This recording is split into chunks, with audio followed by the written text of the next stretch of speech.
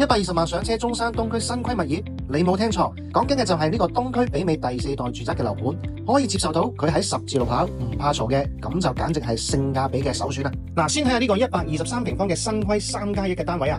首先佢係專梯到戶，個電梯廳嘅面積咧都係送俾你嘅，超大嘅橫廳設計，媲美第4代住宅啊。格局咧方正冇浪費，採光啊通風超強啊，空間利用好啦，直接爆燈啊。無論係北上3至5個人嘅居住啊，完全冇壓力。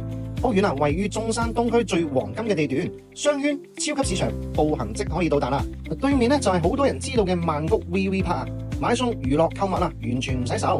行路大概15分鐘啊，就可以到中山最知名嘅利和廣場。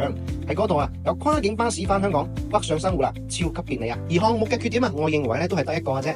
就係項目嘅周邊都俾城中村咁樣包圍住，同埋一啲嘅星鐵棚。咁景觀嘅話咧，確實係有啲差㗎。